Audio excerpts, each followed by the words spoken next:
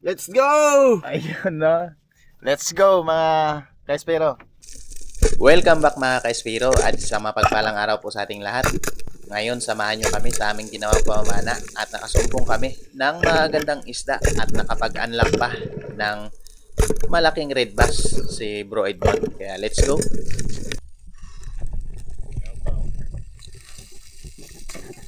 Let's go! Let's go! Shut up! Yun, good morning mga Kaispero. Panibagong araw, panibagong paninisid naman ang aming gagawin. At kasama ko ulit si Bro Edmond. Ang nakaraan na video namin, hindi pa namin na-upload mga Kaispero. Gawa ng sobrang hirap talaga mag-edit sa aking cellphone. Hindi kinakaya yung video ng camera ko. Sobrang baba talaga ng unit ko. Kaya kailangan ko naman mag-upgrade ng cellphone. Kaya let's go mga Kaispero. Samahan nyo kami sa aming gagawin pamamana ngayon. At abangan nyo kung ano yung mga blessings namin makukuha ngayong araw. Kaya, Sana meron. Let's go! ayun na. Let's go mga Kaispero.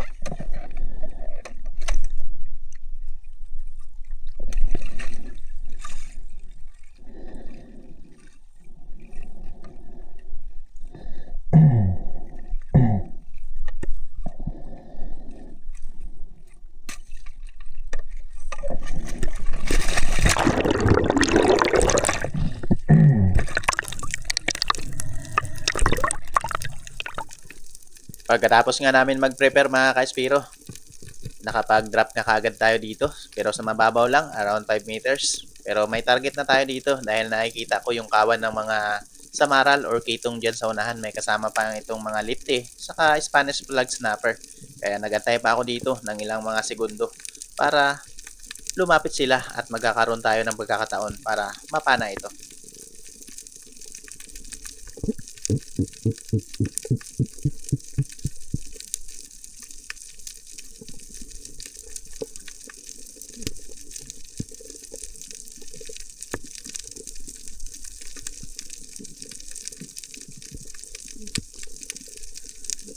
Hindi nga tayo nabigo dito sa pag-aantay mga Kespero. Ayan, may isang malaking samaral na. Pwede na sana natin tirahin yan. Kaso nga lang, nakatapat pa dyan sa malaking bato. Baka mag-stuck yung shot natin. Kaya iniwas ko muna bago tinira ito. Pero ayan, successful naman mga Kespero. Yan ang unang isda natin sa araw na ito. Isang samaral or kitong.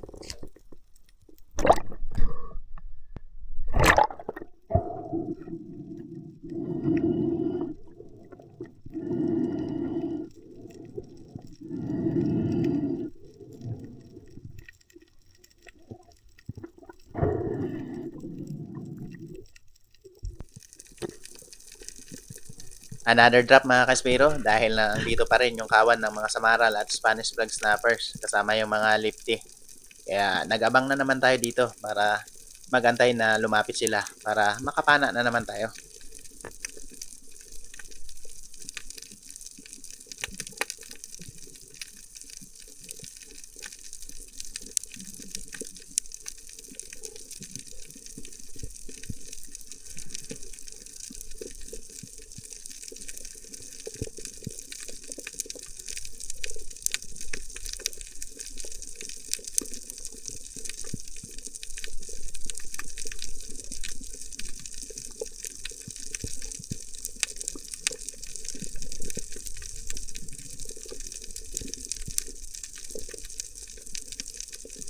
Sayang talaga yung dalawang Spanish flag snappers na ito mga Kaspiro. Malalaki na sana, sobra na tag 1 kilo.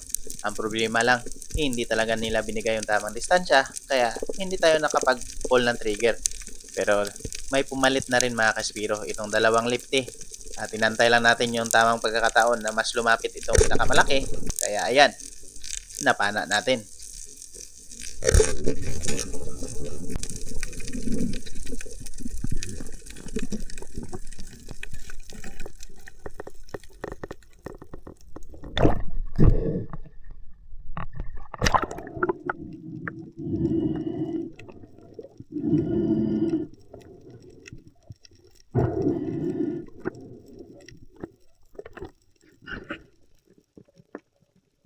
Since na nakapag-warm up na tayo ng ilang bisis doon sa mababaw at nakapagpana na tayo ng ilang pirasong isda, ay pumunta na ako dito sa kantuhan mga kaspiro. Around 18 meters na ito, sagad dito sa may buhangin. Kaya ang ginawa ko dito, dumire-diretso ako para mag-ambush dahil may nakita akong mga kawan ng mga malalaking dalagang bukid. Pero iba yung nagpakita sa atin mga kaspiro. Isang malaking Maori snapper or kanlay.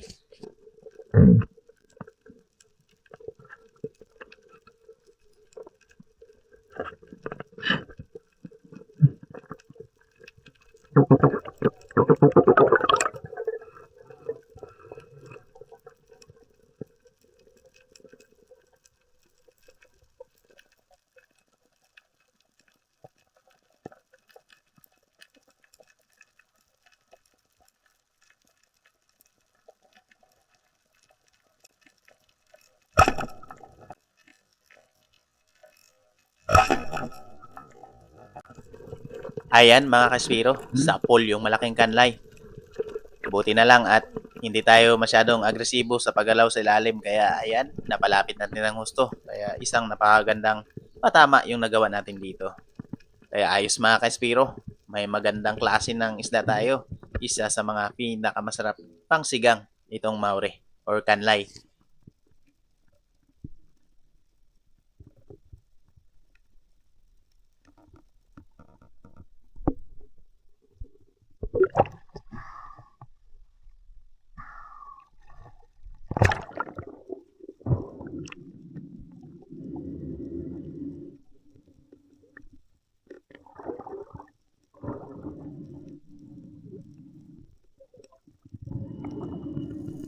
At dito naman mga kaspiro, ayan, nagkabiglaan kami ng isang Brasi Trevally na ito mga kaspiro.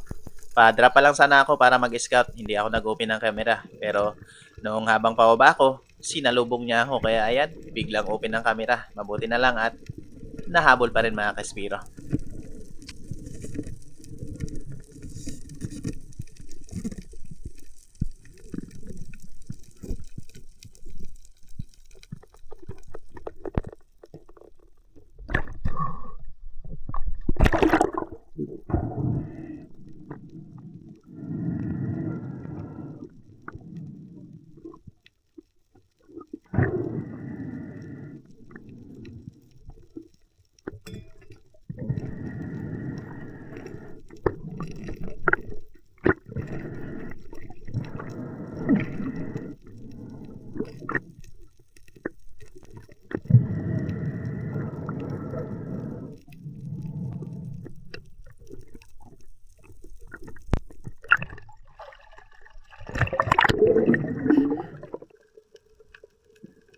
Habang palalim yung area na sinisisid ko mga kaspiro, ayan, medyo malabo na yung visibility. Kaya ang ginawa ko dito, nag-drop na lang ako dito sa kantuhan para magabang kung ano yung mga isdang dadaan dito. At ito yung mga nangyari.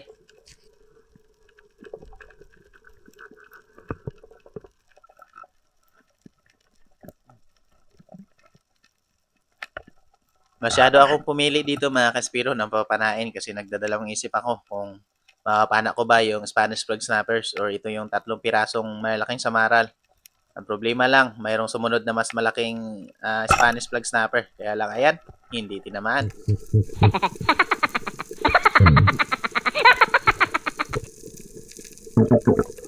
Panibagong pag-abang naman dito sa ilalim mga kaspiro dahil daanan ito ng mga talakitok or mga bluefin trevally. Kaya nung paglingon ko dito sa aking kaliwa, ayan, may isang malaking bluefin trevally na papalapit sa atin. Kaya yan, isang napakagandang patama na naman mga kaspiro. Nice stone shot natin. Kaya ayan, parang ibon lang na nahulog sa kanyang dapuan.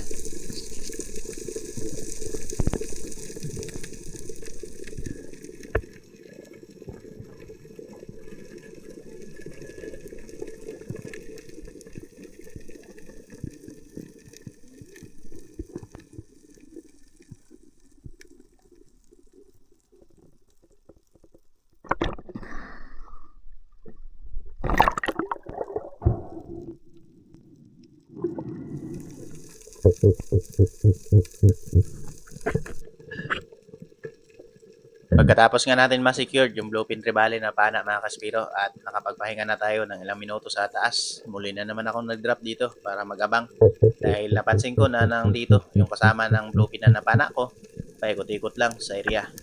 Kaya ito, abang tayo mga kaspiro.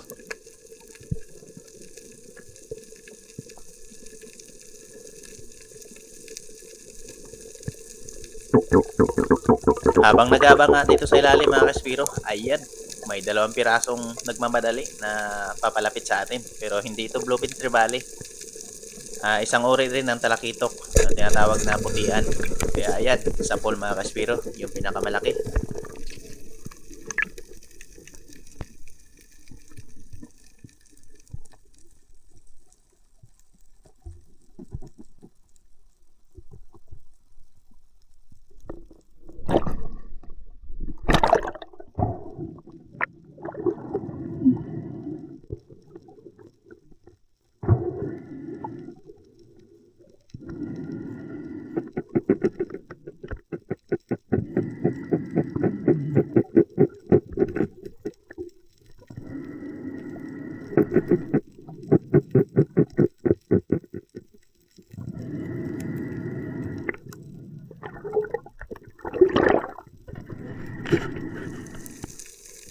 Habang nag-aantay nga ako dito sa ilalim mga kaspiro, ayan, napakarami ng mga bluefin trevally.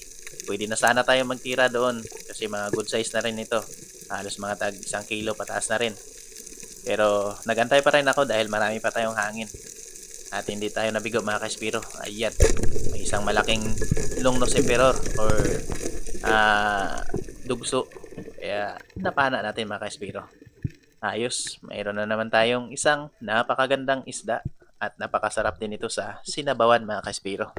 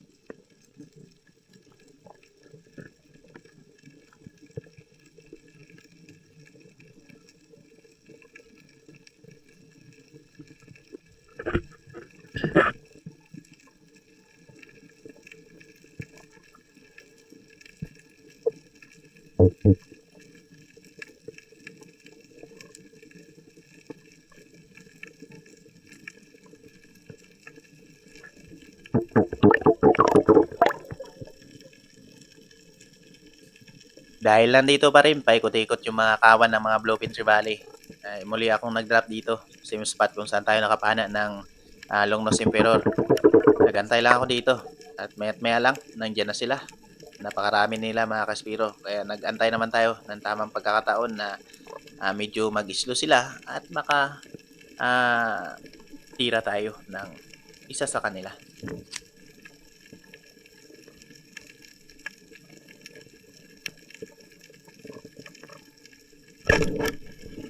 Hindi nga tayo dito nabigo sa pag-antay mga kaspiro. Kaya ayan, nakapana na naman tayo ng isang good size na bluefin trevally.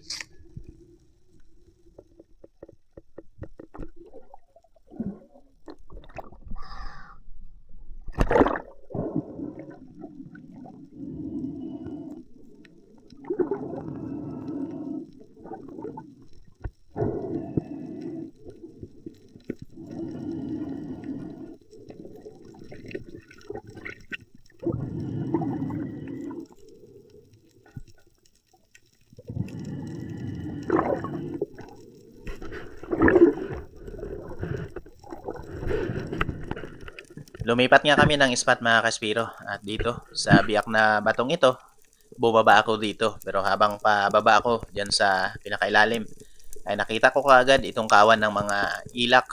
Kaya hindi na ako dumiretso. Dito na ako nagantay sa kalagitnaan para mapalapit natin at makapana tayo.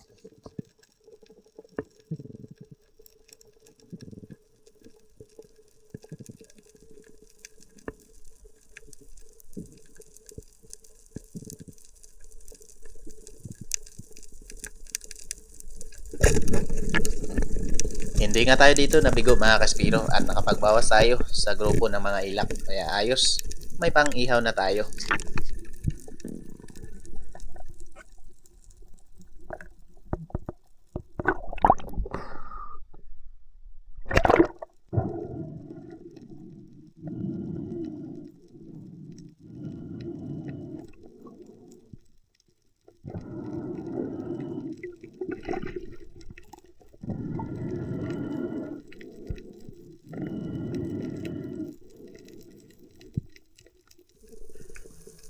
Habang naglalangoy nga ako mga kaspiro, nadaanan ko itong isang malaking bayang. Kaya hindi ko na pinalagpas. Kinuha ko na ito.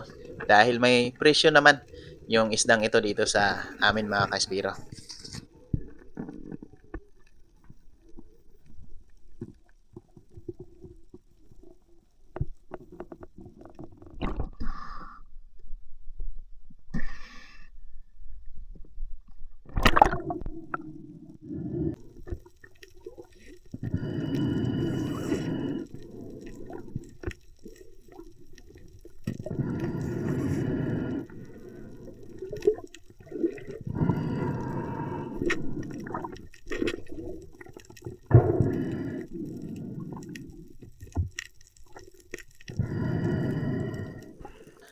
Pagkarating ko nga dito sa kabilang bahura mga kaspiro, ayan, may isang malaking surahan.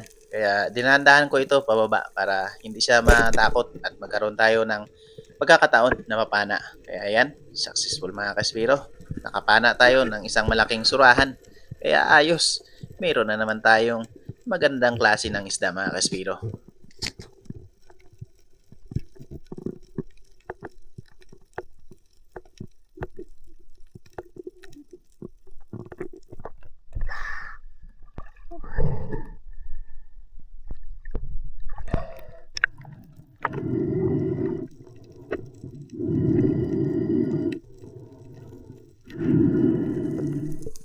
Mag-aabang lang sana ako dito sa taas ng wall mga kaspiro. Pero nung pagkarating ko dito sa ibaba, ayan, nakita ko itong isang mangrove snapper na nakatago yung kanyang ulo. Kaya dinandahan ko gapang ito para ma-meet yung distansya at ayan, napana natin mga kaspiro.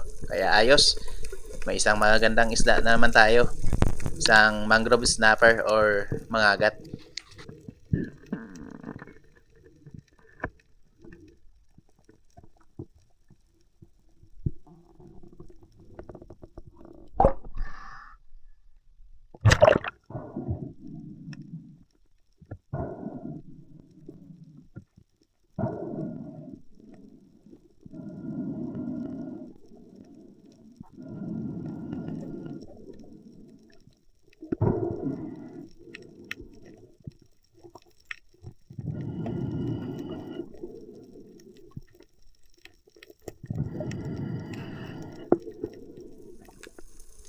Dito naman mga kaswiro, habang nag-aantay ako dito sa itaas ng wall, ay may nakita na naman ako isang malaking samaral dyan sa ibaba. Kaya dahan-dahan na naman akong gumapang para ma-meet natin yung tamang distansya at mapana ito.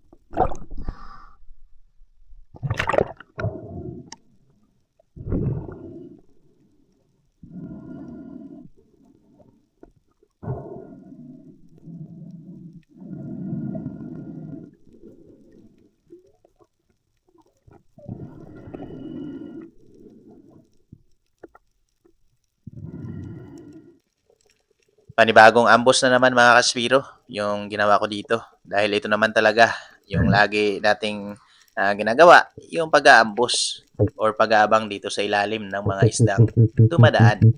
Medyo mapagod lang yung ganitong style. Pero kailangan lang talaga natin mga kaswiro na panatilihin yung kalusugan at lakas ng ating katawan para sa ganon masustain natin yung ganitong style ng hanap buhay. Hindi basta-basta yung ganitong style ng panghuli ng isda mga kaspiro. Sobrang pagod talaga.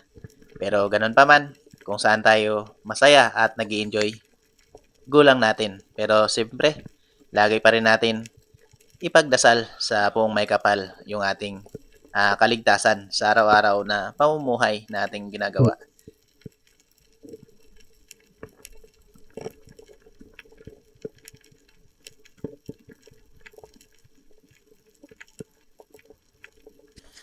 May target na ako dito mga kaspiro. Isang good size na surahan. Kaya hindi siya lumapit sa atin. Kaya ito, ginapang ko na naman para ma-meet natin yung tamang distansya at mapana ito.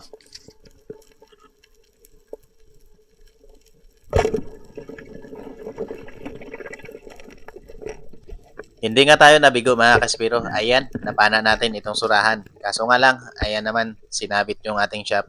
Kaya dito, umahon muna ako para mag-recover dahil medyo matagal tayo sa ilalim. Hindi natin pwede agad-agad na recover yan. Baka ma-short tayo sa hangin at madisgrasya pa tayo. Kaya safety first, mga kaspiro. At ito na nga mga kaspiro, bumaba na tayo dahil nakapagpahinga na tayo sa itaas. Kaya hindi natin mahila dahil ayan, tumagos dito sa mapatay na corals. Pero ayan, hindi naman tayo pinahirapan. Kaya mabilis natin na-recover ito. At ayan, dala na natin yung napana nating surahan. Kaya ayos mga kaspiro, meron na tayong 2 surahan sa araw na ito.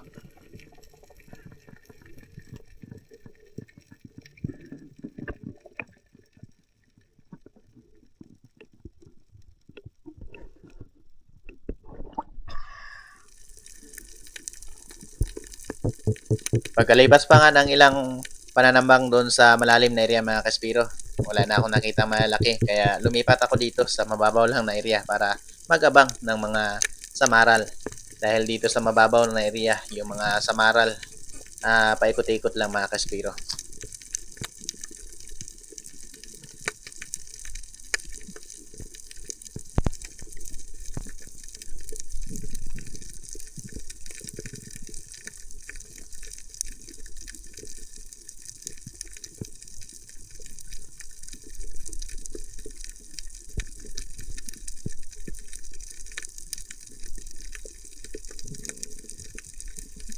Hindi nga ako dito nabigo mga kaspiro. Ayan, may isang malaking samaral na lumapit. Kaya ayan, napana natin. At ito yung last fish for the day natin mga kaspiro. Lumipat pa kami ng ibang spot pero wala akong napana. Pero si Bro Ed, may napana na malaking red bass mga kaspiro. Kaya ito, panoorin nyo.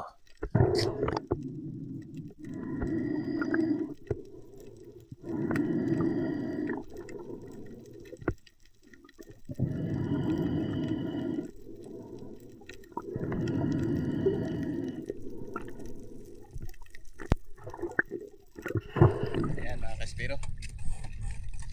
Ahon na dahil hapon na. Sobrang pagod mga kaspiro. Kailangan na ng pahinga. Oh, mga kaspiro. Nakadali si Bro Ed ng red bass. First time. First time sa red bass. Angat mo. Yun. Oras na ng uwian mga kaspiro at gutom na gutom. Kaya nung pagkarating namin sa tabi, kahit na medyo madilim na, ayan, nag-ihaw pa kami para makakain. Dahil sobrang gutom talaga yung aming ginawang pamamana mga kaspiro. Kaya ito, kain tayo. Na mga kaspiro. Kain tayo. Ayan o. Inihaw. Yan. Saan natin. Kain. Mambe kayo.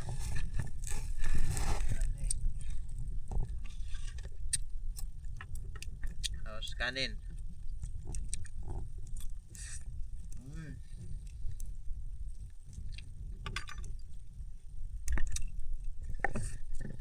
Maraming salamat po sa lahat ng sumusuporta sa aking channel mga kaspiro.